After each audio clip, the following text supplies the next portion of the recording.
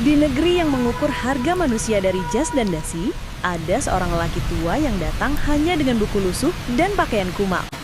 Ia tak membawa koper uang, tak membawa koneksi politik, hanya sepasang kaki lelah dan kebenaran yang sudah terlalu lama disimpan dalam diam. Ia tidak diminta datang, ia tidak diundang, tapi kehadirannya akan mengubah sejarah perbankan di negeri ini dan mengguncang istana kekuasaan yang telah dibangun di atas dusta. Dan semuanya dimulai saat pintu bank menolak terbuka untuk lelaki yang justru pernah meletakkan batu pertama di bawahnya. Yuk kita simak kisahnya berikut ini. Hujan turun rintik-rintik di pagi yang masih sepi. Kabut tipis menggantung di udara, menyelimuti jalanan ibu kota yang mulai menggeliat. Di trotoar depan sebuah bank besar dan megah, duduklah seorang lelaki tua. Rambutnya putih, panjang tak terurus, wajahnya dipenuhi keriput, dan janggutnya basah oleh air hujan yang menetes dari pinggiran topi lusuh yang menutupi kepalanya. Jaket kumal yang membungkus tubuhnya tampak kebesaran, dan dari sela-sela celana robeknya terlihat lutut yang kotor berlumpur. Orang-orang berlalu lalang, sibuk dengan urusannya masing-masing. Ada yang berjalan cepat sambil memegang payung, ada pula yang menunduk menatap layar ponsel. Tak ada satupun yang menoleh ke arah lelaki tua itu. Ia seperti tak kasat mata. Sesekali, lelaki tua itu berdiri. Langkahnya goyah, seolah tubuh renta itu akan rubuh hanya dengan tiupan angin. Ia mencoba masuk ke dalam bank. Tapi setiap kali tangannya menyentuh gagang pintu, seorang satpam muda berwajah galak segera melangkah maju dan menghalangi. "Pak, nggak bisa masuk. Di sini bukan tempat minta-minta." Lelaki tua itu menunduk pelan. Suaranya hampir tak terdengar saat ia berkata, "Saya hanya ingin bicara sebentar." "Bicara? Sama siapa? Di dalam banyak orang penting, Pak. Kalau nggak ada keperluan, silakan pergi." Hujan makin deras. Lelaki tua itu mundur perlahan, berdiri di bawah kanopi sempit yang tak sepenuhnya melindunginya dari cipratan air. Ia menatap kaca depan bank, melihat pantulan dirinya sendiri. Buram. Kumuh. Tak pantas. Di dalam, para pegawai memakai setelan jas rapi, perempuan-perempuan muda mengenakan seragam biru dongker yang elegan. Semuanya sibuk, semuanya terlihat penting. Beberapa pegawai mulai memperhatikan keberadaannya. Seorang teller perempuan berbisik pada rekannya, sambil melirik keluar. "Pak Satpam gak usir dia sekalian? Bikin malu saja. Nanti nasabah takut, loh." Si Satpam mengangguk. Ia keluar dan mendekat, kali ini dengan suara lebih keras. "Pak, saya minta tolong. Jangan duduk-duduk di sini. Kalau nggak ada urusan, minggir." Lelaki tua itu mengangguk perlahan. Ia tak berkata apa-apa. Perlahan ia berjalan menjauh, memegangi dinding, seperti takut jatuh. Namun langkahnya tak benar-benar meninggalkan tempat itu. Ia hanya bergeser ke sisi kanan bangunan, di dekat tempat parkir. Di sana, ia kembali duduk. Dan kali ini, ia mengeluarkan sesuatu dari dalam kantong jaketnya. Sebuah buku lusuh, dengan sudut-sudut halaman yang sudah keriting dan basah oleh embun hujan. Ia membuka lembarannya perlahan, dan mulai menulis. Tangannya gemetar, tapi tulisannya masih rapi. Ia menulis sambil memandangi gedung bank itu. Matanya tak berkedip, seperti ada sesuatu di balik tembok itu yang tak bisa ia lupakan. Dan di saat yang sama, dari kejauhan, sebuah mobil mewah melaju perlahan ke arah bank. Di dalamnya, duduk seorang pria muda berpakaian elegan, dengan jam tangan mahal yang berkilau di pergelangan tangannya. Wajahnya serius, matanya menatap lurus ke depan. Mobil itu belum berhenti, tapi takdir baru saja mulai berputar. Cerita ini belum dimulai, tapi luka lama dan rahasia besar bersiap muncul ke permukaan. Hujan belum akan reda, dan lelaki tua itu belum berkata apa-apa. Tapi dunia, sebentar lagi, akan mendengarnya. Hujan masih menari di atas atap mobil-mobil yang terparkir, menciptakan irama alam yang lembut namun menggigit. Lelaki tua itu tetap duduk di bawah kanopi kecil, menatap halaman demi halaman buku lusuh di pangkuannya. Tangannya menulis perlahan, seperti sedang merangkai potongan-potongan masa lalu yang tak boleh dilupakan. Di halaman itu, tergambar sketsa sederhana dari sebuah bangunan. Gedung Ban. Tapi bukan dalam bentuk mewah seperti sekarang. Sketsa itu menggambarkan bangunan sederhana 2 lantai, dengan papan nama kecil dan cat yang mulai mengelupas. Di bawahnya, ada tulisan tangan. Bank itu dulu cuma warung kayu. Aku yang meletakkan pondasi pertamanya. Tapi mereka semua melupakan. Tangannya berhenti sejenak. Ia menarik napas panjang, lalu menatap ke depan, ke arah gedung yang sekarang megah menjulang, berdinding kaca dan marmer. Wajahnya sendu, tapi matanya mengeras. Sementara itu, mobil mewah tadi berhenti di depan bank. Seorang sopir segera keluar dan membukakan pintu belakang. Dari dalam, pria muda berjas mahal itu melangkah keluar. Tegap, penuh wibawa. Orang-orang di sekitar bank langsung bereaksi. Beberapa pegawai bank berdiri dari tempat duduknya, ada yang membetulkan dasi, ada yang langsung menyalakan komunikasi di telinganya. Pak Dirut datang, bisik seorang manajer kepada koleganya. Pria muda itu melangkah masuk dengan langkah mantap. Namun sebelum benar-benar masuk ke dalam, ia sempat menoleh ke kanan. Pandangannya bertemu dengan sosok lelaki tua yang duduk di bawah hujan. Ia mengernyit. Seperti ada sesuatu yang menggelitik ingatannya. Tapi ia mengabaikannya, lalu masuk ke dalam bank. Di dalam, suasana berubah tegang. Pegawai-pegawai berdiri, menyambut dengan senyum palsu dan mata gugup. Pria itu melirik sekeliling sebentar, lalu berkata singkat, "Rapat 5 menit lagi. Saya tidak suka keterlambatan." Namun di luar, lelaki tua itu tak bergeming. Ia kembali menulis, dan kali ini lebih cepat. Di halaman baru buku lusuhnya, ia menulis, "Anakku sendiri, kini jadi orang besar di atas bangunan yang kubangun dengan darah dan keringat. Tapi tak satu pun dari mereka tahu siapa aku." Lelaki tua itu lalu mengangkat kepalanya. Tatapannya menembus kaca bank, tepat ke arah ruang direktur. Matanya basah, bukan karena hujan, tapi karena luka yang selama ini tertahan terlalu dalam. Luka karena kehilangan. Luka karena diabaikan. Dan di halaman berikutnya dari buku itu, ia menggambar ulang tanda tangan seseorang. Halus, berkarisma.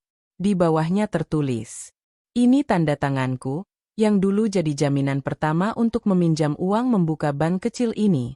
Tapi kini, mereka bahkan tak mengenaliku lagi."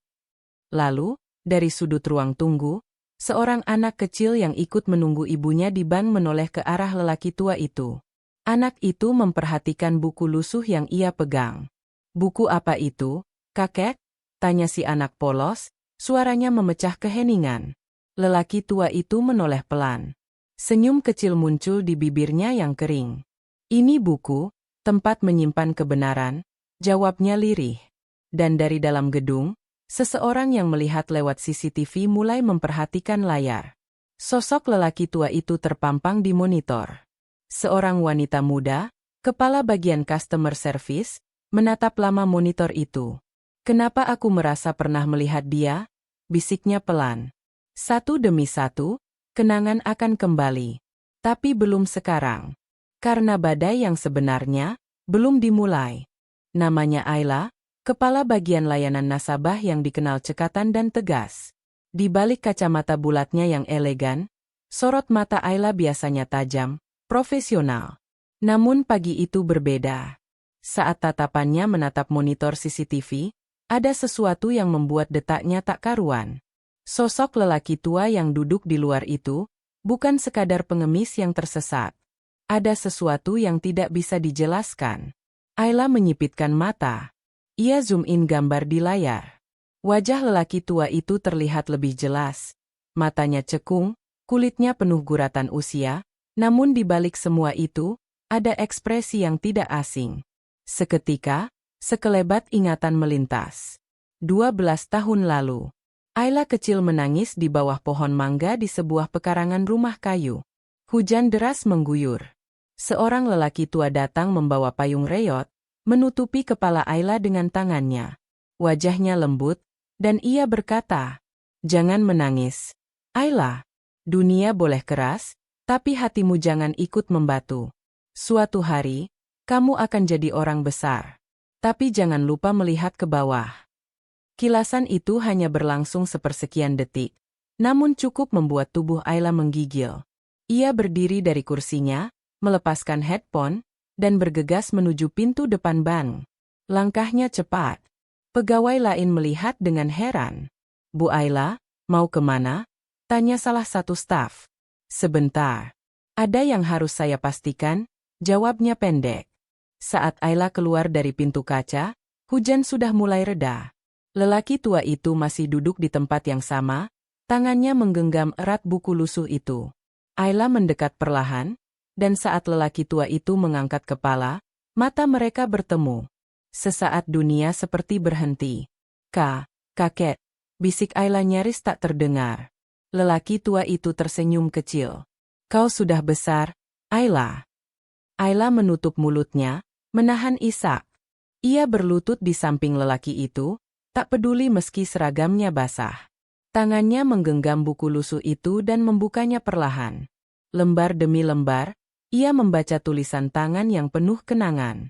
Ia melihat sketsa bank tempo dulu, surat-surat jaminan lama, bahkan foto usang dengan tanda tangan pendiri di bawahnya, tanda tangan yang persis sama dengan yang saat ini dipajang dalam ruangan direktur bank.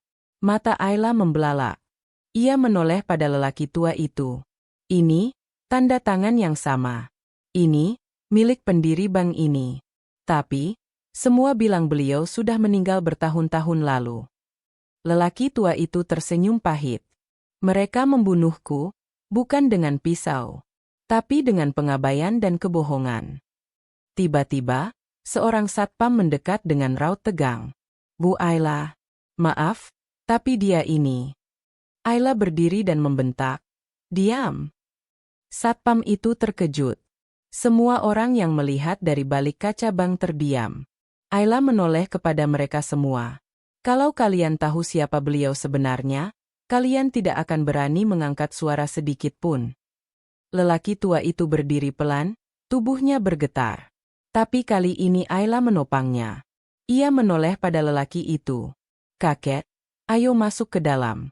Bank ini punya kakek, dan kakek berhak berdiri di dalamnya, bukan di luar seperti orang asing. Langkah pertama lelaki tua itu ke dalam bank terasa berat. Tapi saat ia melangkah masuk, suasana bank yang semula riuh berubah hening. Semua mata memandang ke arahnya. Dan dari lantai atas, sang direktur muda memperhatikan dari balik jendela kaca ruangannya. Matanya menyipit. Wajah lelaki tua itu terasa terlalu familiar, terlalu dekat. Ia menggenggam tepi meja dengan kuat. Dalam hatinya muncul desakan yang belum pernah ia rasakan selama ini. Siapa lelaki itu? Kenapa wajahnya seperti bayangan yang lama hilang dalam ingatanku? Pertemuan itu baru awal. Tapi roda kebenaran sudah mulai bergerak. Dan tidak akan ada yang mampu menghentikannya. Dari balik kaca ruangan direktur lantai 2, Davin, pria muda berusia 32 tahun, berdiri kaku. Jas mahalnya masih sempurna, tapi dadanya sesak. Matanya tak bisa berpaling dari sosok lelaki tua yang kini berdiri di dalam lobi bank, bersama seorang pegawai wanita yang dikenalnya baik, Ayla. Mereka berdiri begitu dekat, seolah ada hubungan yang lebih dari sekadar tamu dan pegawai. Wajah lelaki tua itu, ada sesuatu yang menghantam dinding pikirannya, tapi ia belum bisa menamai rasa itu. Seperti aroma masa kecil yang samar, seperti suara yang pernah ia dengar di mimpi, tapi tak pernah benar-benar yakin pernah hidup. Davin membuka laci meja kerjanya, mengeluarkan sebuah bingkai foto tua, foto dirinya saat masih anak-anak, digendong oleh seorang pria yang senyumannya hangat dan janggutnya lebat. Di belakang foto itu, tertulis tanggal dan satu nama. Untuk Davin, dari ayah. Jantungnya berdetak lebih cepat. Davin mengembuskan napas dalam-dalam. Ia menekan tombol intercom. Oh ya, panggil Ayla ke ruangan saya. Sekarang. Tak butuh waktu lama, Ayla masuk. Wajahnya masih tegang, bajunya agak basah. Tapi sorot matanya tegas. Duduk, kata Davin, berusaha menjaga ketenangan. Terima kasih, Pak, jawab Ayla, singkat. Aku mau kau jujur. Siapa lelaki tua yang barusan kau bawa masuk? Ayla menatap mata atasannya dengan penuh keberanian. Saya tidak tahu nama lengkapnya. Tapi saya tahu siapa dia. Dia, yang mendirikan bank ini, Pak. Davin tertawa kecil, miring. Itu tidak mungkin. Pendiri bank ini sudah meninggal 20 tahun lalu. Ayla tak bergeming. Ia mengeluarkan buku lusuh yang tadi diserahkan lelaki tua itu. Ia membukanya pada halaman-halaman yang memuat sketsa, surat jaminan, dan, terutama, salinan tanda tangan asli pendiri bank. Davin membeku. Ia mengambil buku itu, membandingkan dengan tanda tangan di akta pendirian bank yang terpajang di dinding kantornya. Persis. Setiap lekukan, setiap tekanan goresan tinta. Davin menatap Ayla. Dari mana kau dapat ini?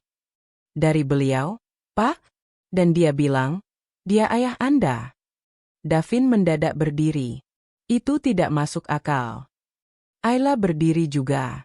Kalau begitu, tanyakan langsung pada beliau. Jangan bersembunyi di balik meja ini. Davin menoleh keluar. Sosok lelaki tua itu masih berdiri di lobi, dikelilingi tatapan para pegawai yang bingung dan penasaran. Sementara itu, di bawah, lelaki tua itu menatap sekeliling. Ia mengenali beberapa sudut ban yang tak banyak berubah. Pilar marmer di tengah ruangan, dulu dia yang memilih desainnya. Lukisan besar di dinding belakang teller, dulu dia yang memintanya dilukis oleh teman lamanya yang kini telah tiada. Namun semua itu kini terasa asing. Orang-orang yang ia bentuk, sistem yang ia bangun, bahkan anak yang ia besarkan, semuanya telah berubah. Dan dari lantai atas, suara lift berdenting. Davin muncul dengan langkah cepat. Semua mata kini tertuju pada keduanya. Ayla berdiri di tengah, seperti jembatan di antara masa lalu dan masa depan. Davin dan lelaki tua itu saling memandang. Tak ada suara. Hening yang menyesakkan. Siapa Anda? Tanya Davin, dengan suara yang hampir bergetar. Lelaki tua itu tak menjawab. Ia membuka kembali bukunya, menunjuk sebuah halaman, foto usang Davin kecil di pangkuannya. Foto yang sama dengan yang dimiliki Davin di meja kerjanya. Aku tidak ingin apa-apa, Davin, kata lelaki tua itu akhirnya. Aku hanya ingin kamu tahu siapa yang membangun segalanya sebelum kau duduk di kursi itu. Suara itu. Davin terduduk di kursi tunggu. Buku lusuh itu jatuh ke pangkuannya. Nafasnya tercekat. Sorot matanya mulai basah. Dan di tengah ruangan yang penuh tatapan bingung dan bisu, satu kalimat terucap dari bibir Davin. Papa? Pecahlah ruang itu oleh isak yang tak tertahan. Namun air mata baru awal dari badai besar yang akan mengungkap kebenaran yang selama ini dikubur dalam nama baik dan uang. Karena tak semua orang di bank itu ingin sang pendiri kembali. Beberapa, justru takut. Sangat takut. Air mata Davin belum mengering saat lelaki tua itu duduk di hadapannya. Mereka saling diam. Di sekeliling mereka, pegawai bank berdiri terpaku, seperti menonton adegan film yang terlalu nyata untuk dipercaya. Ayla berdiri di samping, menunduk haru, sementara satpam yang sebelumnya mengusir lelaki tua itu hanya bisa menatap lantai, menahan rasa malu yang membakar wajahnya. Namun di lantai 3, di ruang rapat tertutup dengan dinding kedap suara, 4 orang eksekutif bank sedang berdiskusi panas. Di sana ada Ibu Marni, Wakil Direktur Utama, Bapak Zulfikar, Kepala Divisi Keuangan, serta 2 komisaris senior yang selama ini dikenal diam tapi berpengaruh besar dalam pengambilan keputusan internal bank. Jadi, dia kembali? Tanya Marni dengan suara tertahan. Iya, jawab Zulfikar, menyalakan rokok dengan tangan yang sedikit gemetar. Dan Ayla membawanya masuk ke dalam, tanpa seizin kita. Kalau benar dia adalah pendiri bank ini, yang selama ini kita nyatakan wafat demi pengalihan saham, maka semua yang kita bangun, bisa runtuh, kata salah satu komisaris tua dengan nada gelisah. Marni berdiri. Langkah sepatunya menghentak lantai, lalu berhenti di dekat jendela yang menghadap ke lobi. Ia mengintip sedikit ke bawah, lalu menoleh kepada yang lain. Kalau lelaki tua itu membuktikan identitasnya secara legal, maka akta pendirian, distribusi saham awal, Bahkan proses merger dengan bank asing dulu bisa dibatalkan. Kita semua dalam bahaya. Zulfikar mendecak. Dia itu cuma orang tua Kumal. Tidak ada uang, tidak ada koneksi. Hanya buku usang dan kata-kata. Jangan bodoh, potong Marni tajam. Kalau Ayla sudah membelanya, media bisa masuk. Publikasi bisa memutarbalikkan persepsi. Dan kita tahu, media lebih kuat daripada dokumen di pengadilan. Salah satu komisaris bersuara, pelan namun tajam. Kalau begini, satu-satunya cara agar semuanya tetap aman, adalah memastikan dia tidak bicara lebih jauh. Dan tidak keluar dari sini dalam kondisi yang bisa bicara. Keheningan menyapu ruangan itu. Di lobi, Davin membuka buku lusuh itu halaman demi halaman. Foto-foto, surat-surat, bahkan artikel koran lama dengan judul Pendiri Bank Sentosa, Pria Misterius yang Menolak Popularitas.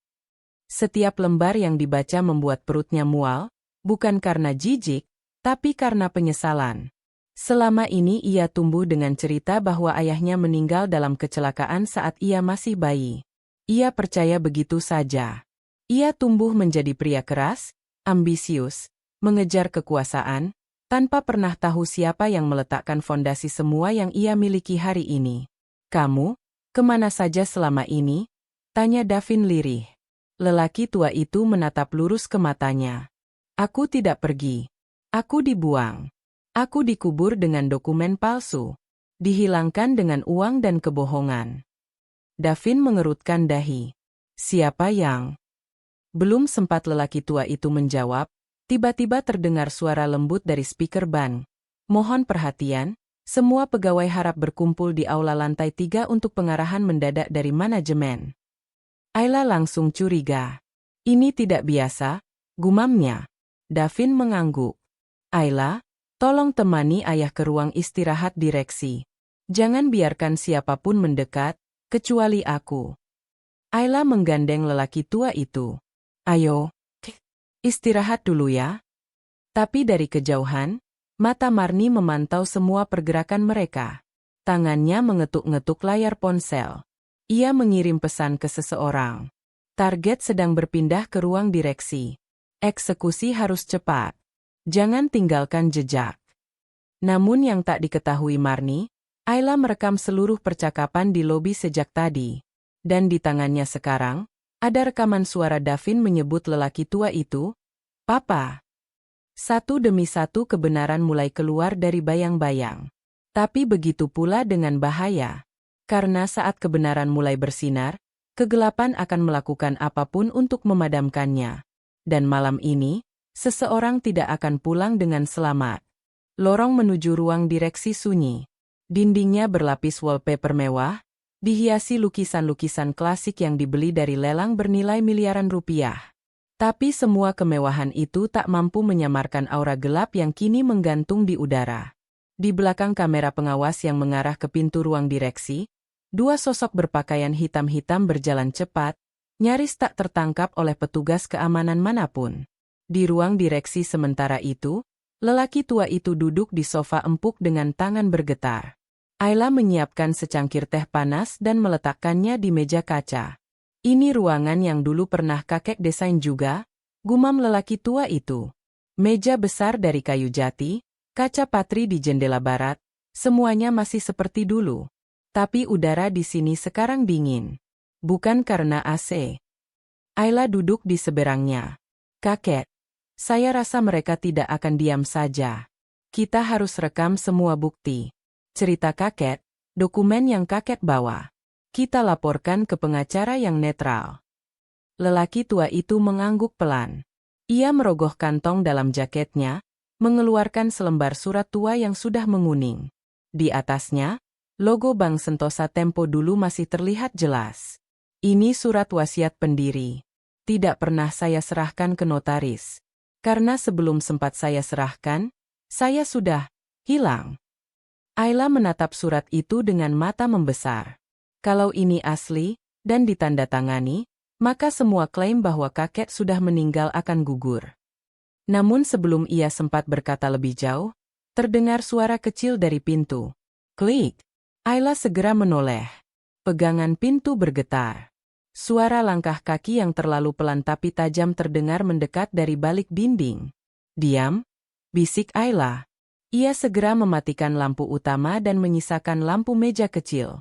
Ia menarik lelaki tua itu ke balik lemari besar di sudut ruangan. Mereka bersembunyi dalam senyap. Pintu perlahan terbuka. Dua pria berpakaian serba hitam masuk. Salah satunya membawa tas kecil hitam. Yang lain memasang sarung tangan kulit. Mereka bergerak tenang, terlatih. Mata mereka menyisir ruangan seperti predator mencari mangsa. "Target harusnya sudah di sini," bisik yang satu. "Tutup suara. Hanya suntikan. 10 detik, selesai." Ayla menahan napas. Tangan lelaki tua itu menggenggam lengan Ayla, erat, meski lemah. Tapi sesuatu terjadi.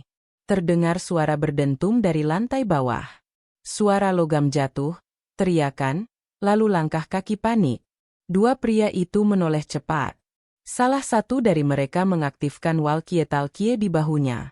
"Alpha, ada gangguan. Amanin jalur keluar sekarang juga." Seketika mereka bergerak cepat keluar, membiarkan ruangan kembali kosong. Ayla langsung bangkit. Mereka bukan sembarang orang. Ini bukan sekadar pengusiran. Mereka ingin menghilangkan kakek selamanya.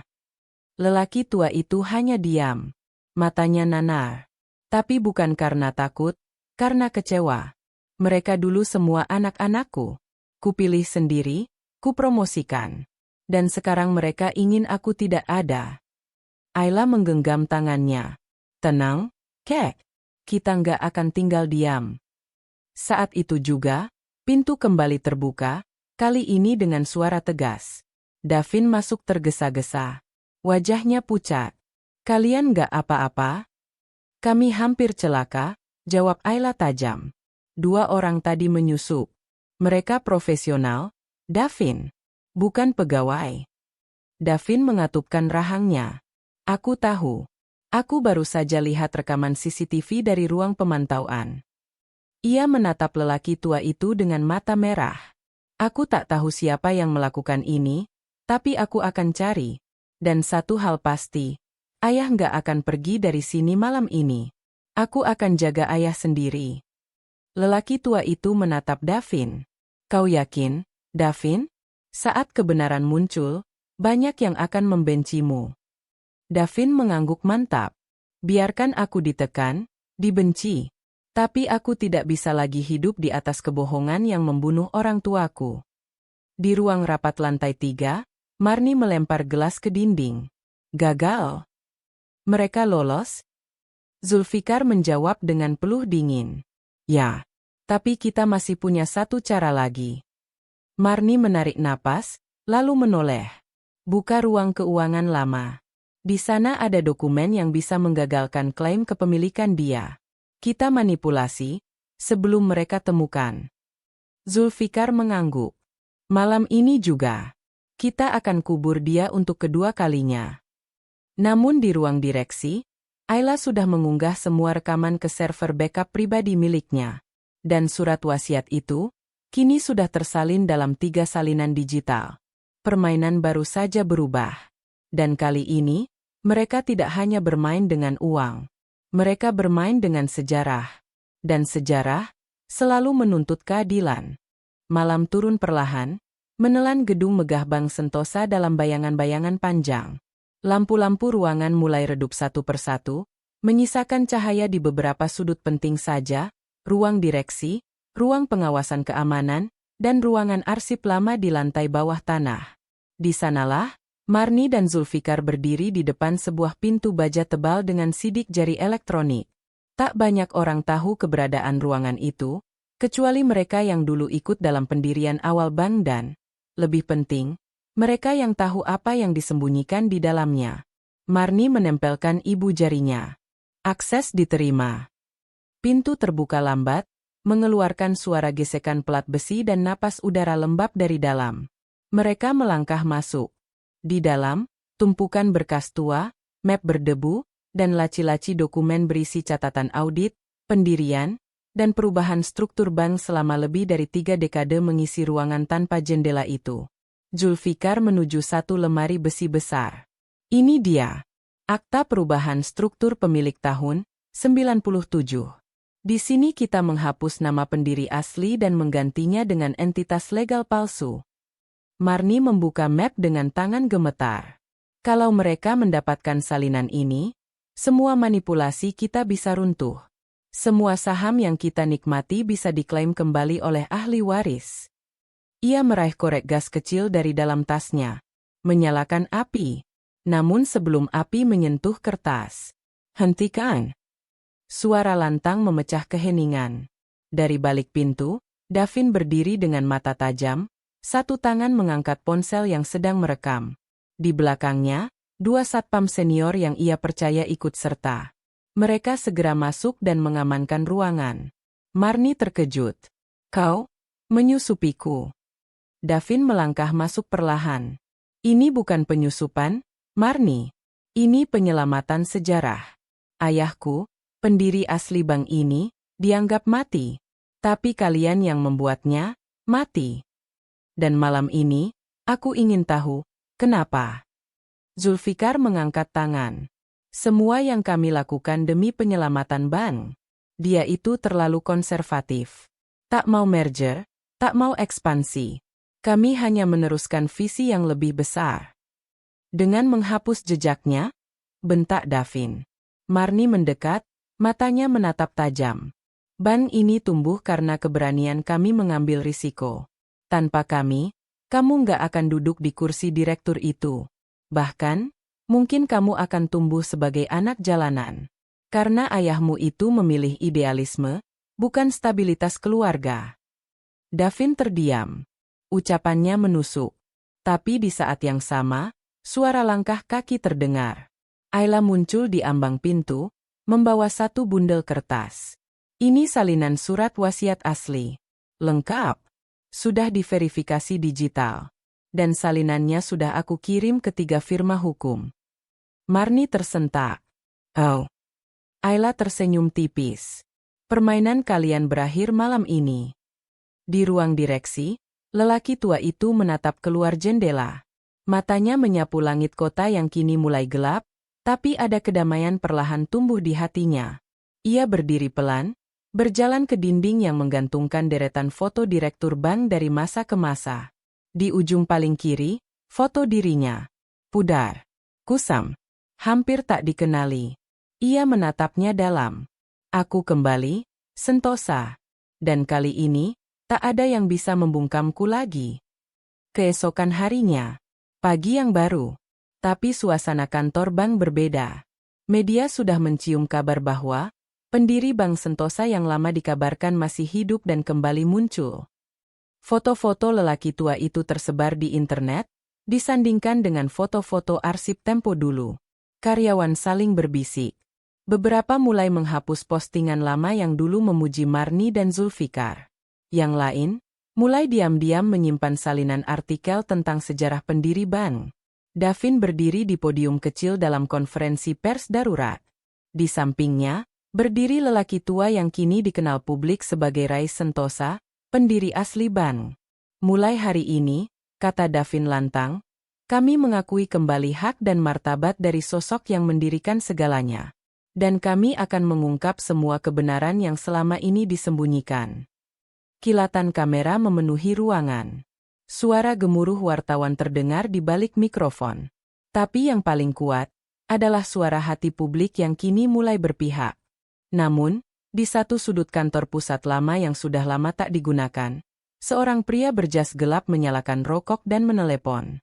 Ya, protokol darurat 1. Masih ada cara lain untuk membungkam mereka. Bila sejarah tak bisa dihapus, maka darah mungkin harus dibayar. Dan cerita ini belum selesai. Karena uang, tak pernah kehabisan cara untuk bertahan. Di tengah hiruk-pikuk pujian media, trending topik nasional, dan pemberitaan besar bahwa Rais Sentosa, pendiri Bank Sentosa, masih hidup dan kembali, di balik panggung keadilan itu, roda kekuasaan hitam berputar diam-diam. Seorang pria berkacamata hitam duduk di dalam mobil sedan hitam tanpa plat resmi, terparkir di basement gedung tua yang sudah lama tak terpakai. Namanya tak pernah tercatat di dokumen resmi manapun. Hanya dikenal lewat satu kode, Orion. Ia berbicara melalui sambungan telepon satelit ke seseorang yang terdengar tua, berwibawa, dan berhati dingin.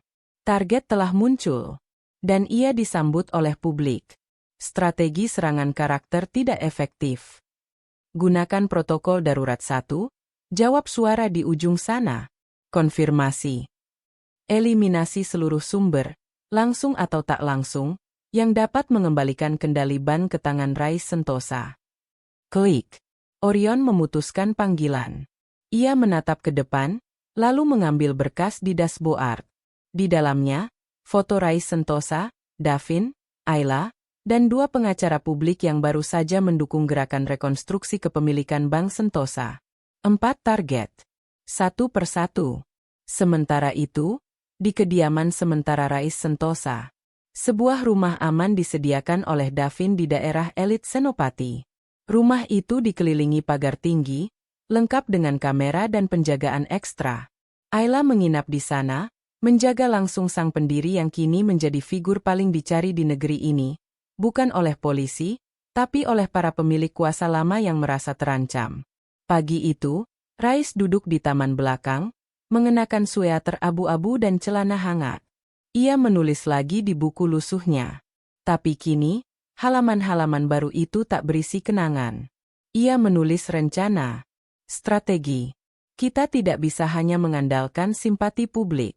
Kita harus membuktikan bahwa struktur dalam bank ini masih menyimpan korupsi yang tumbuh dari akarnya.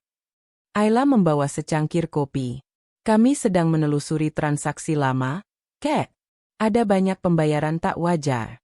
Dana-dana gelap yang ditransfer ke lembaga fiktif, kemungkinan milik Zulfikar dan kroni-kroninya. Rais mengangguk pelan. Itu bukan uang mereka. Itu darah dari rakyat kecil yang percaya bahwa bank ini aman. Namun pada malam yang sama, salah satu pengacara publik yang membantu Ayla dan Davin, Barawi Sanggeni, mengalami kecelakaan mobil tragis di tol dalam kota. Mobilnya terbakar hebat. Polisi menyimpulkan kerusakan mesin. Tapi dari bukti CCTV, terlihat jelas ada kendaraan gelap yang mengikuti sebelum tabrakan itu terjadi, dan menghilang begitu saja tanpa plat nomor. Keesokan harinya, Ayla menjerit saat membaca berita. Ini bukan kecelakaan, bisiknya. Ini pesan. Davin langsung memperketat keamanan. Siapapun yang ingin membantu kita, akan jadi target. Sementara itu, Orion bergerak ke target berikutnya. Ayla. Ia menyusup sebagai kurir pengantar dokumen ke kantor pusat. Tapi begitu melewati lobi, salah satu satpam mengenalnya. Lelaki itu pernah bertugas di unit anti-radikalisasi. Ia langsung memencet tombol darurat. Alarm internal berbunyi. Tapi saat Davin sampai di lokasi, Orion sudah menghilang. Yang tertinggal hanyalah satu folder hitam, diletakkan di ruang kerja Ayla. Davin membukanya. Di dalamnya, hanya ada satu kertas putih bertuliskan. Kebenaran adalah hal yang mulia. Tapi ingat, Davin, terlalu banyak cahaya bisa membutakan. Bersiaplah kehilangan. Davin mengepalkan tangan. Ini bukan perang media lagi. Ini perang nyawa. Malam itu, Rais memanggil Davin dan Ayla ke ruang baca. Ia mengeluarkan dokumen terakhir yang disimpannya selama puluhan tahun. Surat rahasia dari almarhum Direktur Jenderal OJK 20 tahun lalu. Surat itu menyatakan bahwa proses merger Bank Sentosa waktu itu dipaksakan oleh tekanan investor asing. Dan pendiri bank, Rais, dinyatakan tidak layak dengan dokumen medis palsu. Jika kita buka surat ini ke publik, mereka akan tahu, yang merebut bank ini bukan cuma orang dalam, tapi kekuatan luar yang tak ingin satupun bank nasional berdiri mandiri. Ujar Rais. Davin menatap surat itu.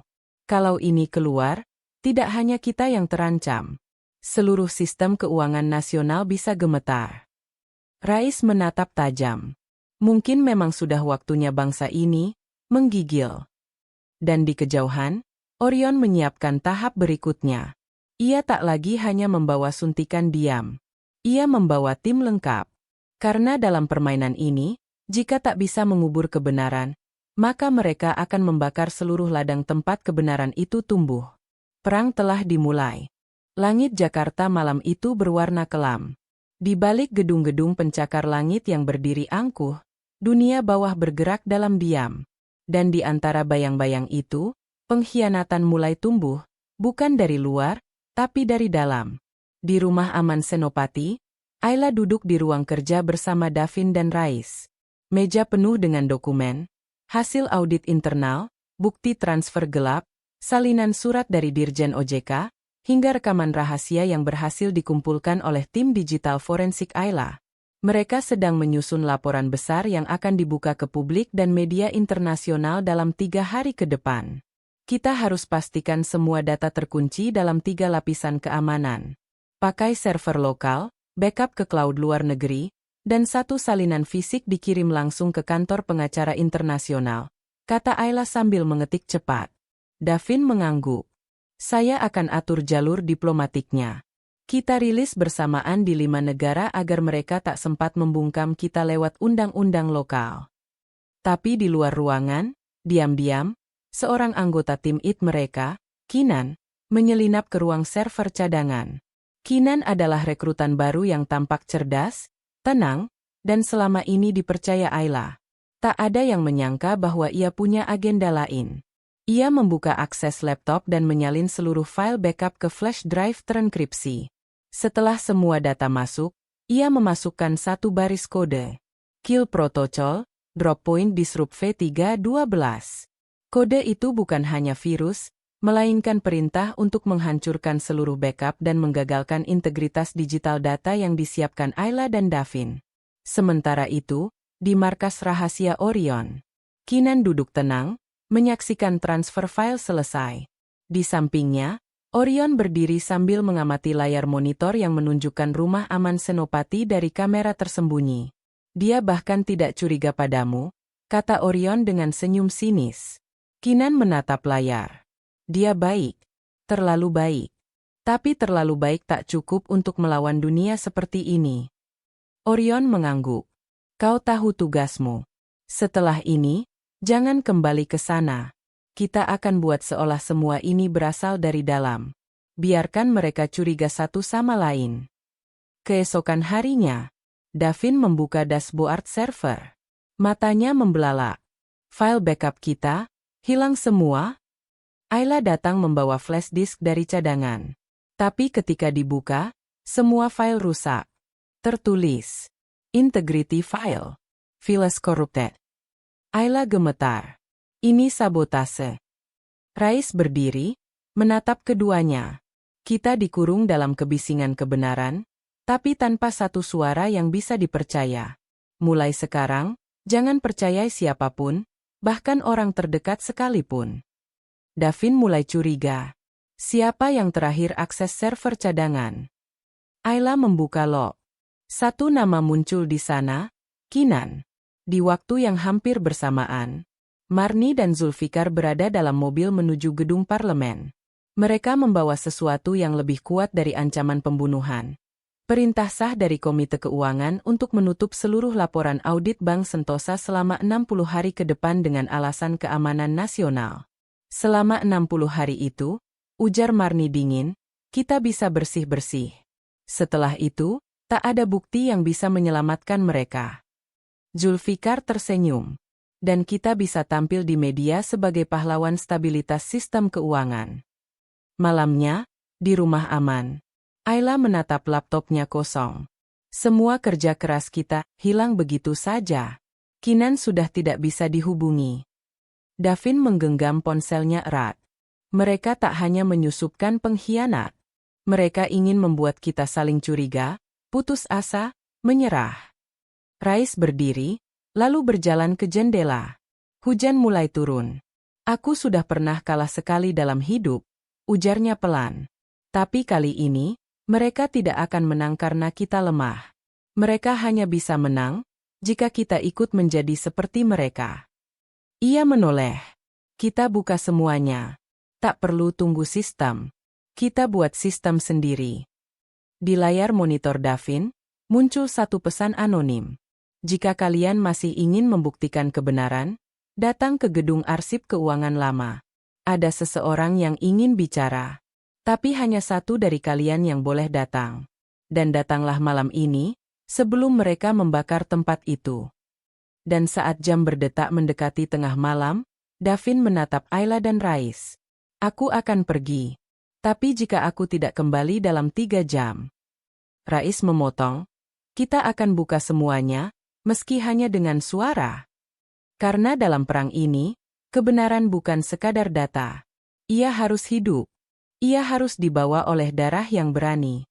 Dan malam ini, Davin akan mempertaruhkan darah itu, demi sejarah yang tak boleh dibungkam 2 kali. Gedung arsip keuangan lama berdiri seperti raksasa terlupakan di tengah kawasan industri yang sudah tak aktif. Cat dindingnya mengelupas, jendelanya pecah, dan pintu utamanya diganjal hanya dengan satu rantai karatan. Sisa hujan sore membuat tanah di sekelilingnya licin dan lembab. Davin tiba seorang diri. Ia mengenakan jaket gelap, headset komunikasi tertanam di telinganya, terhubung dengan Ayla di pusat pemantauan rumah aman. Langkahnya hati-hati, namun tegas. Tak ada suara, hanya desiran angin menyusup dari celah-celah dinding tua. Lokasimu sudah terpantau. Tapi, tidak ada sinyal tambahan masuk. Suara Ayla terdengar di telinga Davin. Kamu yakin ini bukan jebakan? Justru karena ini tampak seperti jebakan, bisa jadi, disinilah kebenaran bersembunyi, jawab Davin pelan, sebelum mematikan mikrofon untuk menghindari deteksi. Di dalam gedung, aroma arsip tua, debu, dan kayu lapuk menusuk hidung. Cahaya dari lampu senter Davin menyorot rak-rak tua yang hampir roboh. Beberapa map sudah berserakan di lantai. Namun di ujung lorong yang remang-remang, terlihat bayangan seseorang berdiri diam. Davin melangkah perlahan. Pria itu mengenakan mantel panjang dan topi. Suaranya berat, namun penuh tekanan emosional. Kau mirip dia, Rais. Davin berhenti. Siapa Anda? Orang itu melepas topinya. Wajahnya tirus, matanya cekung. Namaku Saka Darmawan. Aku mantan auditor internal, yang dulu menyaksikan sendiri bagaimana ayahmu disingkirkan. Tapi aku bungkam. Karena mereka memberiku 2 pilihan, diam dan hidup, atau bersuara dan dikubur bersama arsip. Ia mengangkat map coklat tua. Ini salinan asli transaksi merger ilegal. Bukti bahwa Marni, Zulfikar, dan 4 pejabat tinggi Kemenkeu dulu menerima suap dari grup asing. Tapi aku simpan ini di luar sistem. Karena sistem bisa disuap. Rak ini, satu-satunya tempat netral yang tersisa. Davin menerima map itu. Tangannya gemetar. Di dalamnya, tanda tangan asli, rekaman rapat rahasia, surat-surat tekanan eksternal dari lembaga internasional. Tapi sebelum mereka sempat melangkah keluar. Boom! Ledakan mengguncang sisi timur gedung. Dinding berguncang, rak-rak berjatuhan. Asap memenuhi udara. Lampu senter Davin terlempar. Api mulai menjilat dari lantai bawah. Mereka tahu, jerit Saka. Cepat, lewat jalur belakang. Namun saat mereka berlari ke koridor sempit, 2 pria bertopeng menghadang. Salah satunya menodongkan pistol. Serahkan dokumen itu. Davin melindungi Saka, tapi pria bertopeng itu menembak ke atas, menghancurkan pipa gas. Ledakan kedua mengguncang atap. Saka terdorong ke dinding, darah mengucur dari pelipisnya. Saka, teriak Davin. Saka menyodorkan map ke Davin. Ambil ini. Lanjutkan. Jangan biarkan darah kami sia-sia. Bro. Salah satu pria bertopeng menghantam Saka hingga tak sadarkan diri. Davin lari dengan sisa tenaga, menjebol pintu darurat belakang dan melompat keluar, tepat sebelum api menelan seluruh gedung. Dari kejauhan, suara sirine mulai terdengar. Tapi yang membawa Davin berlari bukan suara itu, melainkan desakan suara Saka terakhir. Jika kau mundur, mereka menang 2 kali. Tapi kalau kau maju, mereka akan retak dari dalam. Di rumah aman. Ayla menangis melihat siaran berita. Gedung arsip keuangan lama meledak, diduga kebakaran listrik. Saka dinyatakan hilang, Belum ditemukan. Davin muncul di pintu dengan wajah terbakar debu, jaketnya sobek, tangan memegang erat map tua. Rais berdiri dengan tatapan getir. Berarti benar. Mereka siap membakar sejarah, asal tetap duduk di singgasana. Davin meletakkan map di atas meja. Tapi tidak kali ini. Kita tak perlu lagi minta izin sistem. Kita hantam mereka dari arah yang tidak mereka duga. Ayla menoleh. Apa maksudmu? Davin menatap lurus. Kita buat pengadilan rakyat. Siaran langsung. Kita buka semua, di depan dunia. Kita kirim ini ke wartawan independen, aktivis digital, pemburu fakta, dan publik. Rais tersenyum samar. Kalau begitu, waktunya kembali bicara. Bukan sebagai korban, tapi sebagai pendiri. Namun di markas Orion. Orion menatap laporan dari lapangan dengan tenang. Dia selamat. Dan sekarang, mereka punya bukti final. Seorang pria tua muncul dari balik kursi kulit. Wajahnya tertutup bayangan. Sudah waktunya, Orion. Jangan hanya memburu anak-anak idealis. Kita harus hentikan sang pendiri. Untuk selamanya. Dan saat fajar mulai merekah. Satu pesan dikirim ke seluruh jaringan wartawan bebas di 5 negara. Nama saya Rais Sentosa. Dan ini adalah kebenaran yang dunia perlu dengar. Pertempuran terakhir akan terjadi di medan yang lebih berbahaya dari peluru, medan kebenaran. Dan satu langkah salah, akan menjadi akhir dari segalanya. Matahari menyibak awan-awan tipis Jakarta. Tapi pagi itu bukan pagi biasa. Di balik gedung rumah aman Senopati, jaringan satelit independen mulai aktif. Laptop-laptop terbuka, kabel optik tersambung ke sistem streaming terenkripsi. Tak ada kamera televisi, tak ada reporter resmi. Yang ada hanyalah tim kecil pengungkap kebenaran, dipimpin oleh Davin, Ayla, dan Rais Sentosa sendiri. Di dalam ruang utama, Rais duduk di depan kamera. Wajahnya tua, lelah, tapi tatapannya tenang. Di belakangnya tergantung satu simbol lama, logo Bank Sentosa Tempo dulu, dicetak dalam warna emas pudar. Mic hidup. Stream terhubung ke 7 platform, ujar Ayla cepat. Dalam 10 detik, dunia akan mendengar suara yang telah dibungkam selama 2 dekade. Davin memegang tangan ayahnya. Apapun yang terjadi setelah ini, kami bersamamu. Rais mengangguk. Kalau aku tumbang, kalian teruskan. Tapi hari ini, kita bukan hanya membela keluarga. Kita membersihkan sejarah. 3, 2, 1. Live. Di seluruh dunia, ponsel-ponsel tiba-tiba menampilkan notifikasi. Antena satelit, siaran darurat. Pendiri Bank Sentosa ungkap manipulasi keuangan nasional. Pakupin Bundar disiarkan langsung oleh Jaringan Jurnalis Bebas Asia Pasifik. Ribuan orang mengklik. Lalu ratusan ribu. Hingga jutaan dalam waktu 15 menit. Rais membuka siarannya dengan suara perlahan. Saya Rais Sentosa. Dulu mereka panggil saya, pendiri Bank Rakyat. Kini mereka panggil saya dengan kata lain, hantu masa lalu. Tapi saya bukan hantu. Saya hidup. Dan saya kembali untuk mengungkap bahwa mereka yang membunuh nama saya, hari ini mengatur uang kalian. Saya punya bukti tentang suap, penggelapan, merger palsu, perampokan sistemik, dan rekayasa hukum yang membuat saya dihapus dari sejarah bank ini. Dan saya tidak akan bicara sendirian. Layar split screen. Muncul Davin. Di tangannya, dokumen dari Saka Darmawan. Davin. Kami memiliki dokumen merger tahun 97 yang menunjukkan adanya transfer gelap dari pihak asing ke akun pribadi 4 pejabat. Kami juga memiliki surat Dirjen OJK yang ditekan untuk menyatakan ayah saya tidak sehat secara mental. Layar berganti. Rekaman suara Marni dan Zulfikar saat mereka membahas penghancuran dokumen. Ayla menampilkan transkrip di layar. Ayla, ini bukan lagi soal hak waris. Ini soal bagaimana Bank Nasional dipelintir menjadi alat kekuasaan. Kami tidak ingin menghancurkan bank ini. Kami ingin membersihkannya. Reaksi publik meledak. Media sosial dipenuhi tagar. Rais Sentosa. Kebenaran Bank Sentosa. Jangan diamkan kejahatan. Wartawan menyerbu kantor pusat bank. Rakyat kecil, yang pernah menjadi nasabah, mengunggah cerita mereka sendiri tentang ketidakadilan, bunga mencekik, dan tabungan yang tak pernah kembali. Namun di balik layar, Orion dan timnya menonton semua ini. Asistennya berseru panik. "Tuan, 3 platform internasional tidak bisa diblok. Server mereka di Eropa." Orion menggertakkan gigi. "Putuskan semua koneksi.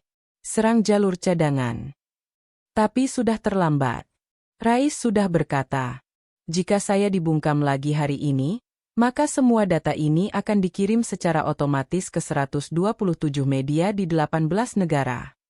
Tiba-tiba, dor. Sebuah peluru menghancurkan kaca jendela rumah aman. Semua orang berteriak. Davin segera menarik ayahnya ke bawah meja. Ayla membunyikan alarm internal. "Sniper di gedung seberang," teriak salah satu satpam.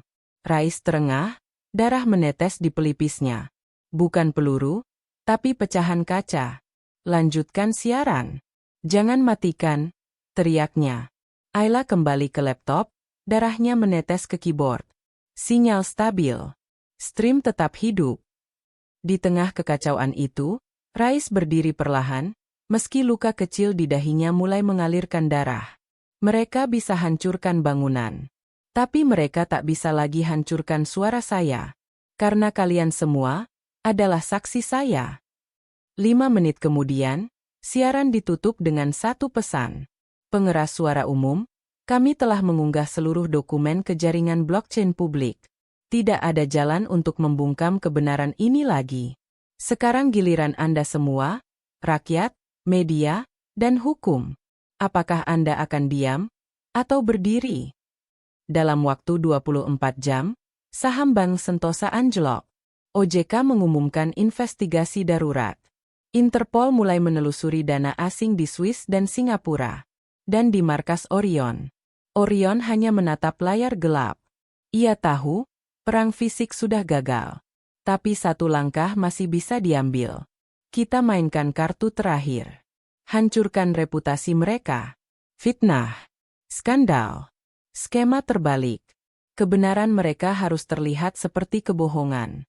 Biarkan rakyat ragu, dan kita menang kembali. Tapi yang tak mereka duga, rakyat sudah terlalu lama diam. Dan hari itu, suara kecil Rais Sentosa mengguncang seluruh negeri. Perang belum selesai. Tapi untuk pertama kalinya, kebenaran memimpin. Hari ketiga pasca siaran langsung. Kota tak lagi sama. Bank Sentosa kini menjadi medan perang dua kubu besar. Satu di bawah kepemimpinan Rais Sentosa dan tim kebenaran yang kini didukung oleh opini publik. Dan satu lagi kubu lama yang masih menyelusup dalam struktur. Mereka yang haus kendali, yang selama ini bersembunyi di balik data, legalitas, dan propaganda. Di halaman utama gedung pusat Bank Sentosa, ratusan orang berkumpul, bukan untuk unjuk rasa brutal, tapi untuk menyuarakan satu hal. Kembalikan hak pendiri. Bersihkan Bank Sentosa. Wartawan, aktivis, dan bahkan pensiunan pegawai bank mulai membuka suara. Testimoni-testimoni berdatangan. Surat-surat internal lama mulai bocor. Tapi di balik semua itu, musuh lama belum menyerah. Di ruang rapat tertutup Kementerian Keuangan, seorang direktur jenderal baru duduk dengan wajah tegang. Di depannya, duduk Marni dan Zulfikar, tapi kini wajah mereka tak segarang dulu. Mereka tak lagi menyerang. Mereka merayu. Marni berbicara pelan, kalau seluruh aset Bank Sentosa ditarik dan dibekukan akibat klaim Rais Sentosa, maka likuiditas nasional bisa terguncang. Masyarakat akan panik. Kita bisa kehilangan investor. Zulfikar menambahkan, kami hanya butuh satu hal, keluarkan surat moratorium. Tahan semua perubahan kepemilikan. Dalam waktu itu, kami akan mendamaikan situasi. Bapak tahu maksud kami. Direktur itu terdiam. Di tangannya, sebuah berkas laporan resmi hasil investigasi awal OJK menunjukkan fakta tak terbantahkan tentang korupsi yang mereka lakukan. Namun di tangan lainnya, sebuah amplop tebal dari bawah meja disodorkan oleh Marni. Sang direktur menunduk. Dan dunia kembali tergantung pada satu moral yang rapuh. Sementara itu di sisi kebenaran, di ruang kerja bawah tanah tempat tim Rais bermarkas, suasana genting. Ayla mengetik cepat di depan laptop. Davin membaca draft hukum dari pengacara baru yang mereka sewa dari luar negeri. Mereka tak punya banyak waktu. Jika surat moratorium itu benar-benar diterbitkan, maka proses pemulihan nama dan legalitas Rais bisa dibekukan selama bertahun-tahun. Kita tak bisa hanya melawan dari luar, ujar Ayla tiba-tiba. Davin menoleh. Maksudmu? Ayla menatapnya. Kita harus masuk. Mengubah struktur dari dalam. Bukan lewat kekuatan. Tapi lewat balik nama saham pendiri, ke nama publik. Nama rakyat. Rais mengangguk perlahan. Bank ini tidak butuh satu pemilik, tapi banyak penjaga. Maka dimulailah operasi balik nama. Ayla dan tim hacker etis menyebarkan kampanye digital bertajuk Kembalikan Sentosa.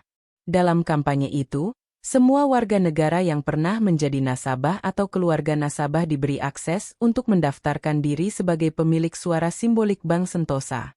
Konsepnya sederhana. Jika dulu kalian mempercayakan uang kalian di bank ini, sekarang bantu selamatkan dia dengan suara kalian. Dalam 48 jam, lebih dari 1 juta orang mendaftar. Data yang terkumpul diverifikasi dan dimasukkan ke dalam sistem voting digital blockchain. Bank pertama dengan saham simbolik rakyat mulai terbentuk. Namun di markas Orion, mereka menyadari pergerakan ini lebih dari sekadar perlawanan. Ini revolusi bentuk baru. Orion mengerahkan pasukan terakhirnya, tim cyberkriminal kelas atas. Tujuannya, merusak sistem digital Ayla, menjatuhkan kredibilitas seluruh operasi, dan menggagalkan sistem kepemilikan digital rakyat. Malam harinya, serangan cyber terjadi. Layar-layar hitam muncul. Sistem chain breach. Ayla terbangun, Davin berlari ke ruang data. Tapi Rais hanya duduk tenang. Ia tahu, serangan seperti ini pasti datang. Dan ia siap. Gunakan jalur cadangan 98, ujar Rais. Ayla terdiam. Itu, jalur server yang dulu kakek pakai untuk mengamankan dana darurat zaman krisis moneter. Rais mengangguk. Masih aktif. Dan hanya satu server di Asia yang menyambung ke dalamnya. Mereka mengalihkan seluruh jaringan ke server kuno milik Rais. Sistem offline dengan kapasitas lambat tapi tidak bisa diserang dari luar. Perlahan, satu persatu data kembali hidup. Voting terselamatkan. Hak suara publik kembali aman. Keesokan harinya, Davin tampil dalam konferensi pers terbuka. Di hadapannya, rakyat. Di belakangnya, Rais. Hari ini kami umumkan, 51% saham simbolik Bank Sentosa kini dimiliki oleh rakyat Indonesia. Bukan untuk dijual. Bukan untuk dicairkan. Tapi untuk disuarakan. Ini milik kalian. Tepuk tangan bergemuruh. Teriakan haru. Tangis yang pecah. Dan di balik semua sorak, Orion mengunci pintu kantornya. Ia tahu, untuk pertama kali dalam hidupnya, ia kalah. Bukan oleh senjata, tapi oleh suara-suara kecil yang berkumpul menjadi gelombang. Tapi saat ia berjalan keluar dari ruang itu, ia hanya berbisik. Kalau perang ini berakhir, maka kita butuh dunia baru untuk memulai kembali. Dan dunia baru, butuh lebih dari sekadar kebenaran. Namun Rais menatap kamera hari itu dengan senyum tenang. Kalian telah membuat sejarah. Dan sejarah hanya bisa dibunuh oleh mereka yang tak pernah mencintai masa depan. Bank Sentosa telah berubah. Tapi perang terakhir belum dimulai. Karena keadilan, baru separuh jalan. 3 hari setelah deklarasi, Bank milik rakyat, situasi nasional memanas. Kabar kembalinya Rais Sentosa telah mengubah peta keuangan, politik, dan media secara drastis. Tapi di balik tepuk tangan rakyat, dendam kekuasaan sedang menyusun serangan balik yang jauh lebih licik dan mematikan. Di ruang rahasia lantai bawah markas lama otoritas finansial, 5 pria dan 1 wanita duduk melingkar. Mereka bukan lagi pejabat resmi. Mereka adalah legacy holders, tokoh bayangan yang selama ini mengatur jalannya uang negara dari balik layar. Salah satunya, mantan Menteri Ekonomi, yang kini menjadi konsultan global lembaga keuangan multinasional. Jika kalian biarkan dia bicara lebih lama, kata pria itu sambil menyulut cerutu, semua jaringan kita akan hancur. Dari Hong Kong sampai Zurich. Seorang wanita bertubuh kurus dengan suara dingin menimpali, bank bukan hanya tempat simpan uang. Ia adalah jantung dari pengaruh. Jika jantung itu dipompa oleh rakyat, maka yang akan berdetak, bukan lagi sistem kita. Pria tua di ujung meja menatap lurus. Kita harus hancurkan dia bukan dengan peluru, tapi dengan keraguan. Malam itu, Ayla menerima surat elektronik anonim. Surat masuk. Kami tahu siapa kamu sebelum semua ini. Kami tahu masa lalumu, dan siapa yang kamu tinggalkan di Surabaya. Jika kamu tidak berhenti dalam 72 jam, masa lalumu akan jadi viral pertama esok pagi. Davin membaca pesan itu. Apa ini? Ayla tertunduk. Wajahnya berubah. Mereka menyerang karakter, bukan sistem. Davin menggenggam tangannya. Kita sudah masuk terlalu jauh untuk mundur. Tapi malam itu, Ayla berdiri di balkon rumah aman, menatap lampu-lampu kota, dan menggigit bibirnya. Karena pesan itu bukan sekadar ancaman. Ia menyimpan rahasia kelam yang bahkan Davin belum tahu. Keesokan paginya, sebuah berita muncul di salah satu media kuning daring. Pengeras suara umum. Siapa sebenarnya Ayla? Mantan aktivis radikal? Kasus lama yang dikubur. Artikel itu dipenuhi fitnah, rekayasa dokumen, dan foto-foto lama yang telah dimanipulasi. Ayla disebut sebagai bagian dari kelompok ekonomi radikal yang dulu dituduh meretas sistem pajak negara. Opini publik terbelah. Media sosial terbakar. Safe Ayla. Bongkar aktivis radikal. Sentosa dipimpin masa lalu. Davin menggebrak meja. Ini tidak bisa dibiarkan. Rais tenang. Ia hanya berkata, mereka menyerangmu karena mereka tidak bisa menyerang kebenaranmu. Maka lindungi kebenaran itu, dengan tetap berdiri. Sementara itu, Marni dan Zulfikar diam-diam diangkat sebagai konsultan oleh kelompok internasional yang selama ini mengatur arus uang dari luar negeri. Mereka memiliki satu misi, memulihkan citra sistem lama dan menggugat balik Rais dan Davin atas tuduhan penyalahgunaan data, penyebaran dokumen rahasia negara, dan pembangkangan finansial. Gugatan itu masuk ke meja Mahkamah Konstitusi. Dalam waktu 2 hari, Rais, Davin, dan Ayla diundang hadir dalam sidang terbuka nasional. Tapi di balik panggilan resmi itu, satu perintah rahasia dikirim ke dalam sistem pengadilan. Pakupin Bunda, jika mereka tidak bisa dihancurkan di pengadilan moral, maka hancurkan mereka di meja hukum. Siapkan jaksa, siapkan skenario, siapkan jebakan. Rais hanya tertawa kecil saat menerima surat panggilan. Akhirnya, mereka ajak kita ke tempat yang mereka anggap rumah, katanya pada Davin. Apakah kita siap? Tanya Davin. Kita bukan hanya siap, jawab Rais sambil melangkah ke lemari besi. Ia mengeluarkan satu kotak tua berlapis kuningan. Kita sudah menunggu momen ini selama 20 tahun. Di dalam kotak itu, rekaman suara asli percakapan tahun 97 antara Rais dan pejabat tinggi negara saat ia diancam untuk mundur dengan dalih sakit jiwa dan keterbelakangan mental. Dan satu amplop lagi, kartu suara sidang Dewan Pendiri BAN yang disuap. Kalau mereka ingin pengadilan, ucap Rais tajam, maka kita bawa kebenaran ke singgasananya sendiri. Hari sidang nasional akan tiba. Dunia akan menyaksikan. Dan permainan berubah lagi. Bukan lagi perang antara uang dan rakyat. Kini, perang antara siapa yang berhak menulis sejarah. Pagi itu, gedung Mahkamah Konstitusi penuh sesak. Jalanan disterilkan. Puluhan kamera dari dalam dan luar negeri berdiri tegak. Mobil-mobil pengawal hukum, jurnalis, dan perwakilan organisasi rakyat berdatangan dari seluruh penjuru. Di dalam ruang sidang utama, bangku-bangku penuh. Di bagian kanan, duduk tim hukum pemerintah, perwakilan otoritas keuangan lama, serta Marni dan Zulfikar, berpakaian formal namun bermata tajam. Di sisi kiri, Rais Sentosa, berdiri tenang, didampingi Davin, Ayla, dan 3 pengacara publik dari jaringan hukum internasional. Majelis hakim membuka persidangan dengan suara berat.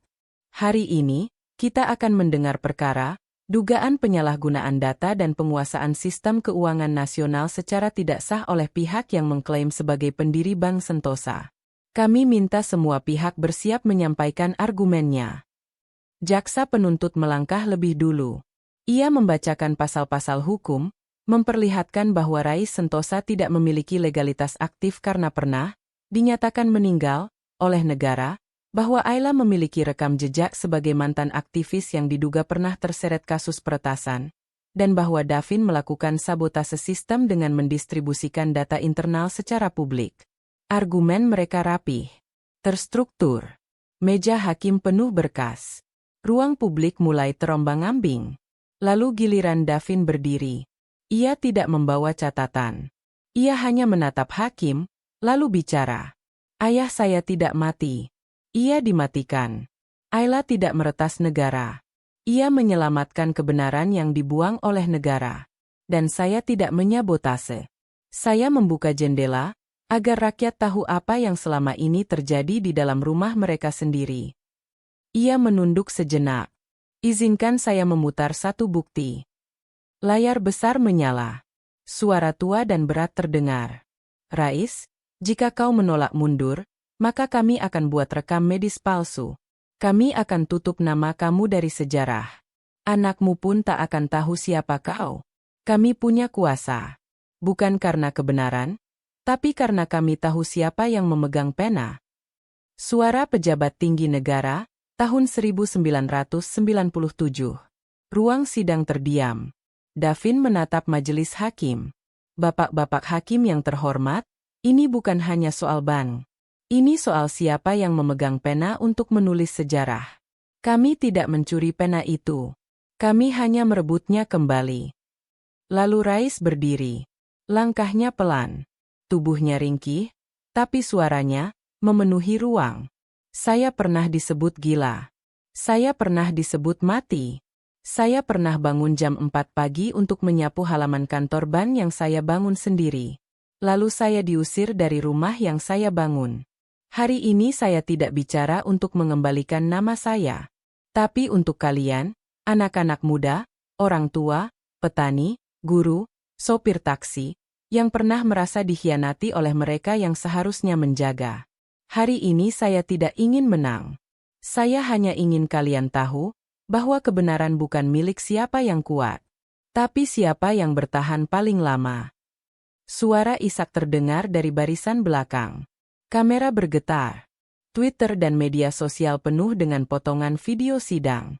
Hakim meminta jeda untuk musyawarah.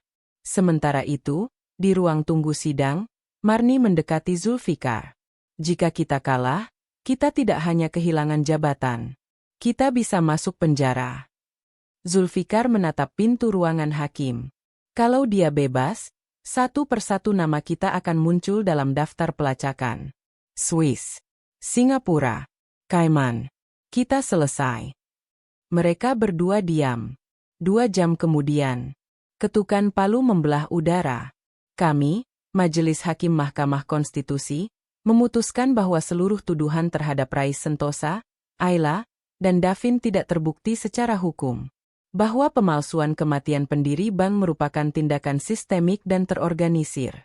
Dan bahwa seluruh aset serta nama hukum atas Bank Sentosa dikembalikan secara resmi ke pendiri awal dan sistem kepemilikan publik sesuai dengan deklarasi kembalikan Sentosa. Ruangan meledak dalam tepuk tangan. Davin memeluk Ayla. Rais hanya duduk perlahan, matanya basah, tapi bibirnya tersenyum tenang.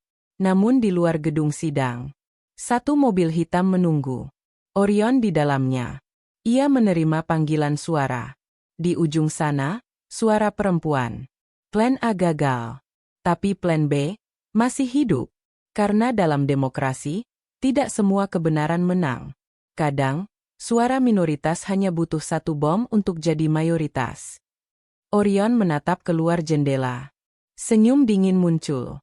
Kalau kebenaran menang hari ini, maka besok, kita bangun ulang kebohongan dengan wajah baru. Dan permainan belum selesai.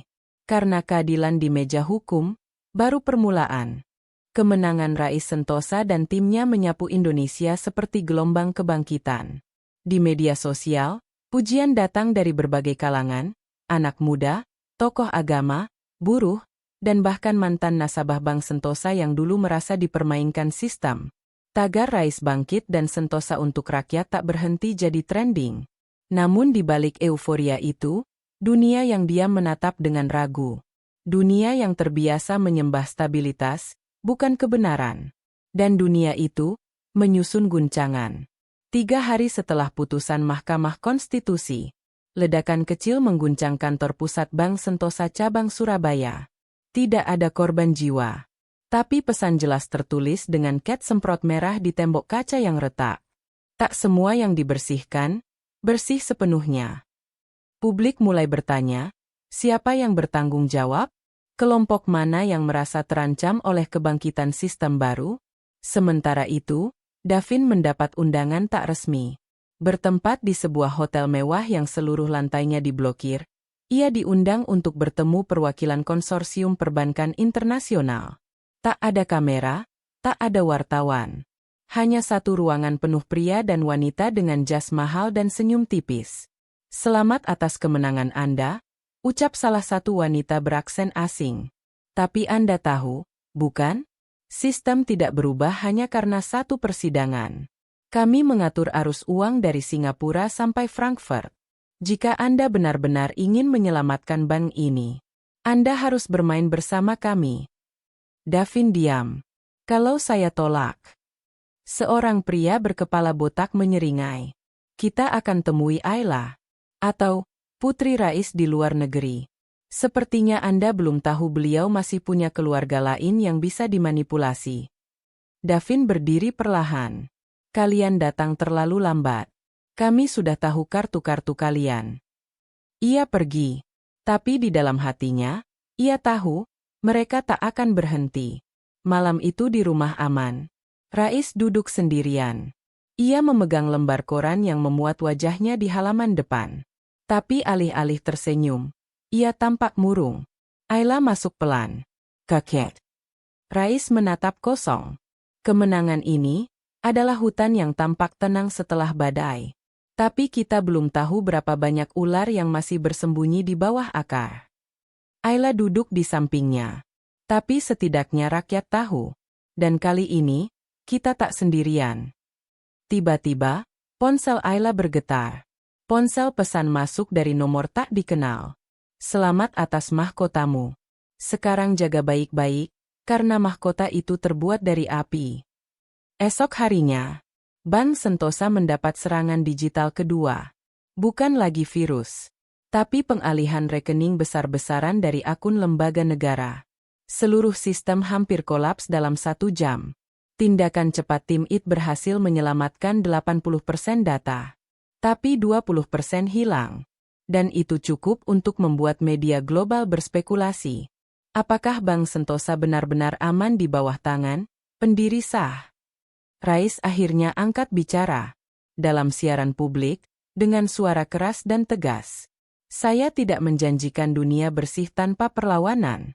Tapi saya menjanjikan satu hal, bahwa selama saya masih bernapas, tidak ada satu uang rakyat pun yang akan dijadikan alat tawar kekuasaan asing.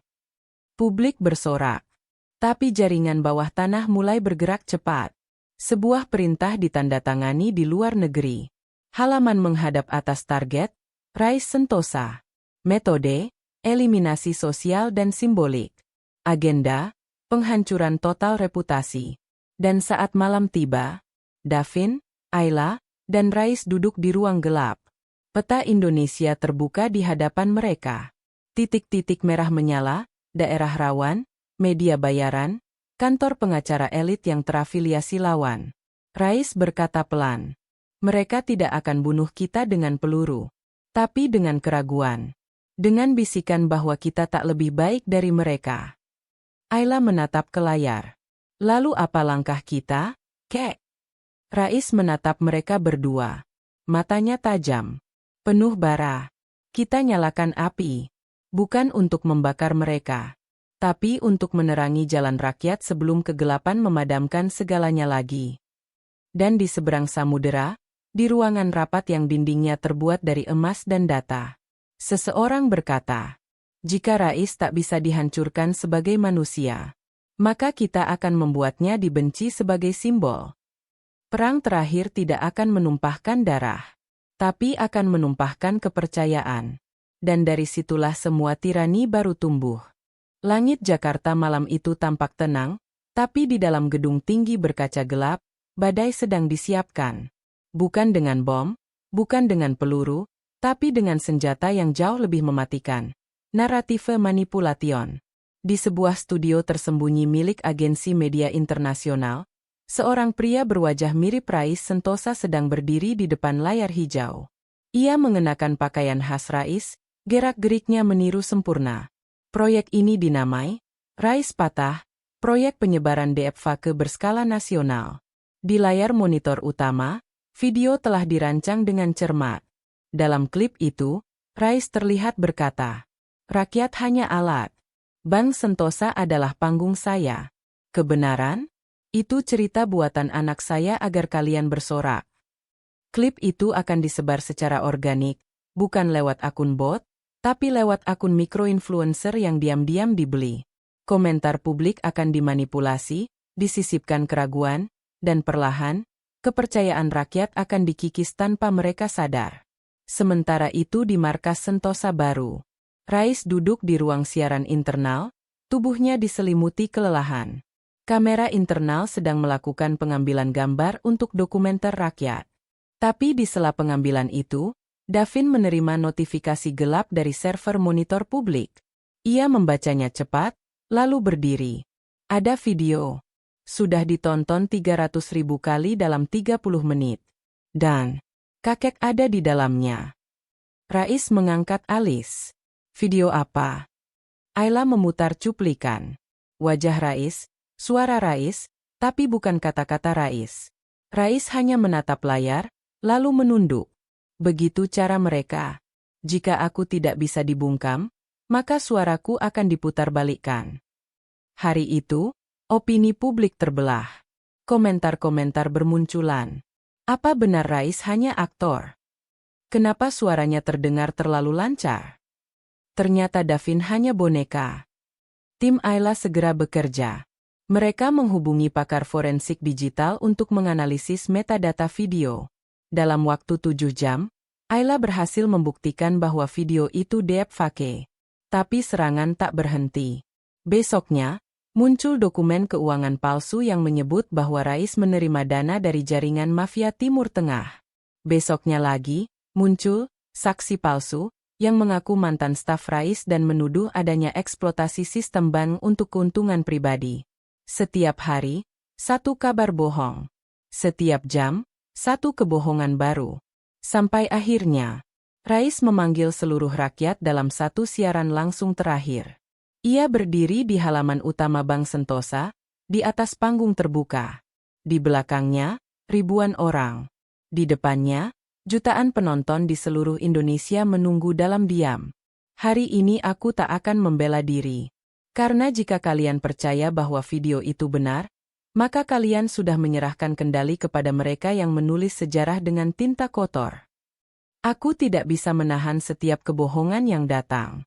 Tapi aku tahu satu hal, kebohongan tak akan bertahan lama, kalau kalian tidak memberinya tempat duduk di dalam hati.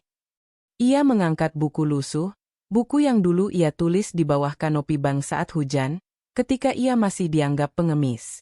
Ini adalah saksi, tulisan tangan, luka, dan kenangan. Jika ini pun dianggap palsu, maka biarlah sejarah menilainya ketika aku sudah tiada. Rais menatap kamera. Jika aku harus dibenci agar kebenaran bisa diteruskan, maka bencilah aku. Tapi jangan biarkan suara kalian dibeli oleh keindahan kebohongan. Di saat itu juga, Ayla memutuskan membuka seluruh database sejarah digital Bank Sentosa untuk umum. Rakyat bisa melihat semua, transaksi, struktur lama, perubahan, surat ancaman, dan bahkan laporan manipulasi dari dalam. Kebenaran dibuka, tanpa filter. Tanpa skenario. Dalam beberapa hari, kebohongan mulai runtuh. Deepfake terbongkar. Akun mikroinfluencer hilang satu persatu. Pihak internasional mulai menarik diri. Dan nama Rais kembali bersinar, bukan karena media, tapi karena rakyatnya sendiri yang mempertahankan. Di malam kemenangan itu, Rais duduk di kursi kayu tua. Ia tak bicara banyak. Ia hanya berkata pada Davin dan Ayla, "Kini waktuku selesai. Tapi kalian, jangan jadi aku. Jangan tunggu dunia menyingkirkan kalian untuk bicara. Bicaralah sebelum kalian dibungkam. Dan jika dunia berbalik arah lagi, maka tugas kalian bukan hanya melawan, tapi membentuk arah baru." Esok paginya, Rais tak bangun dari tidurnya. Ia wafat dalam diam. Di sebelahnya, buku lusuh itu tertutup, di halaman terakhir, dengan tulisan terakhir. Kebenaran tidak butuh kemenangan cepat. Ia hanya butuh satu hal. Orang yang tidak berhenti berjalan, meski dunia terus mendorong ke belakang. Dan di seluruh negeri, satu suara digaungkan. Pengeras suara umum, Rais Sentosa mungkin telah tiada, tapi suaranya kini hidup di jutaan hati. Cerita ini berakhir bukan dengan gemuruh perang, tapi dengan nyala api kecil yang akhirnya membakar gelapnya zaman. Satu nama. Satu langkah, satu suara, yang tak bisa dibungkam lagi. Anda bilang, 7 hari setelah kepergian Rais Sentosa, rakyat masih berkumpul di halaman Bank Sentosa. Tak ada himbauan resmi, tak ada seruan dari tokoh atau media. Mereka datang, karena tahu, sesuatu yang besar baru saja berakhir, dan sesuatu yang lebih besar baru akan dimulai. Di tengah kerumunan itu, sebuah kursi tua diletakkan di atas panggung kecil. Kursi tempat Rais terakhir kali duduk saat memberikan pidato penutupnya. Di atasnya, buku lusuh yang sudah dibingkai kaca. Di sebelahnya, sebatang lilin besar menyala, tak padam meski angin kota berhembus deras malam itu. Davin kini menjabat sebagai Ketua Dewan Sentosa Rakyat. Bukan direktur, bukan pemilik, tapi penjaga suara. Ia berdiri di depan media nasional dan internasional dalam konferensi pasca pemakaman Rais. "Ayah saya bukan hanya peletak pondasi bank ini. Ia adalah simbol bahwa tak ada sistem yang terlalu kuat untuk ditantang. Ia mati, bukan dalam kekalahan, tapi dalam kemenangan yang tidak butuh perayaan." Hari ini, kami umumkan bahwa seluruh struktur pengelolaan Bank Sentosa akan dibuka total untuk publik. Tak ada direktur abadi. Tak ada dewan pengendali rahasia. Setiap kebijakan akan disaring oleh suara rakyat, bukan hanya suara pemegang saham. Tepuk tangan membahana. Tapi lebih banyak mata yang berkaca. Karena di tengah dunia yang terbiasa melihat tokoh besar mati sia-sia, Rais justru mati dalam posisi tertinggi, sebagai rakyat yang suaranya menang. Ayla memimpin program edukasi literasi keuangan nasional. Ia menghapus masa lalunya sebagai aktivis radikal bukan dengan pengingkaran, tapi dengan mengubahnya menjadi kurikulum. Bagaimana melawan sistem tanpa menjadi monster baru. Ia berbicara di universitas, komunitas petani, pesantren, bahkan panti jompo. Rais mengajarkan bahwa suara kecil pun penting. Tapi dia juga mengajarkan bahwa suara kecil harus belajar bicara dengan data, bukan hanya emosi. Dan buku lusuh itu, akhirnya diterbitkan. Judulnya, Lelaki yang Ditolak Pintu Bank. Isinya bukan hanya tulisan Rais, tapi juga coretan dari rakyat, nasabah, pensiunan teller, bahkan tukang sapu bank yang dulu bekerja bersamanya. Setiap halaman mewakili satu suara yang tak pernah terdengar.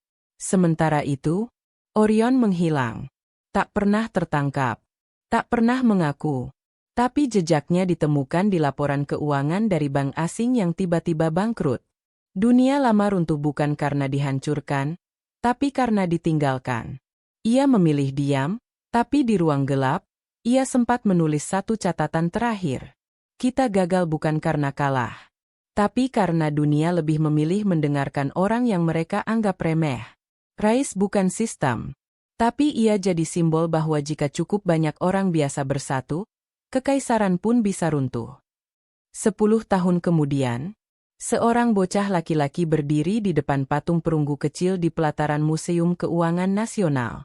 Di bawah patung itu, tertulis, Rais Sentosa, ia pernah diusir. Lalu membuka pintu bagi semua. Bocah itu menatap ibunya. Bu, dia siapa? Ibunya tersenyum. Dia adalah orang yang pernah dianggap tidak punya apa-apa, tapi justru memberi semuanya. Dan api kecil itu tetap menyala. Karena cerita besar bukan tentang ledakan, tapi tentang siapa yang tetap menyalakan cahaya saat dunia ingin gelap kembali.